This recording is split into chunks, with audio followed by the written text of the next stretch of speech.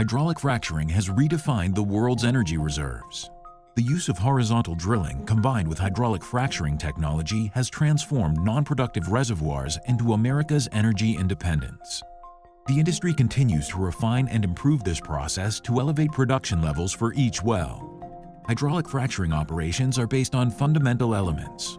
First, drill horizontally within the reservoir to expose sections of the oil and gas-bearing formation to the pressure conduit. Secure the conduit using cement or packers, then perforate and isolate 100 to 250-foot sections to generate a passage from the conduit to the reservoir. Then, using water, sand, and pressure, pump through the perforated channels, prying the rock apart.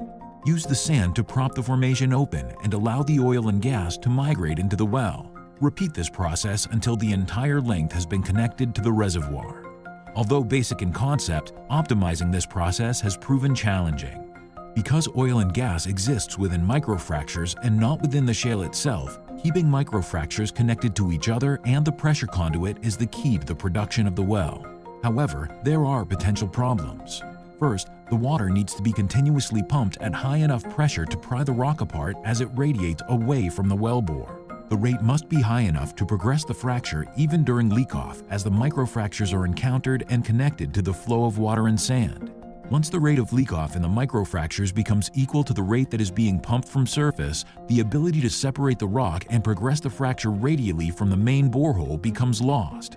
Therefore, reducing the friction during pumping operations helps deliver greater force to the reservoir, resulting in higher radial coverage and increased microfracture connectivity.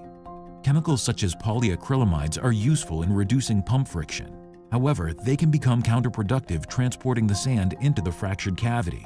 If the fluid rates become too low, then the sand is left far behind the leading edge of the fracture. Although the pump rates may be sufficient to transport the sand while in the conduit, once the sand exits into the reservoir, the sand stops progression once it drops below a critical velocity of 1,700 feet per minute. Therefore, many operators have chosen to sacrifice rate and pressure in exchange for sand placement near the leading edge of the fracture.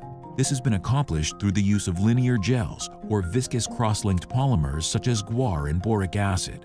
These mixtures are typically run with an oxidizing breaker to thin the mixture once it has transported the sand into position. However, as these polymers' chains are broken, they can generate a solid precipitant that can plug the pore space and hinder the well's production. The CoilChem FR1405 solves these problems by enabling the sand to be transported within the fluid at much lower velocities than standard FRs, 200 feet per minute, without having a negative influence on pump rates or pressures. This enables the sand to progress much farther into the fractured cavity, thereby increasing the amount of area that is connected to the conduit by a factor of 10. This increased area can result in much higher initial production rates and better overall cumulative production.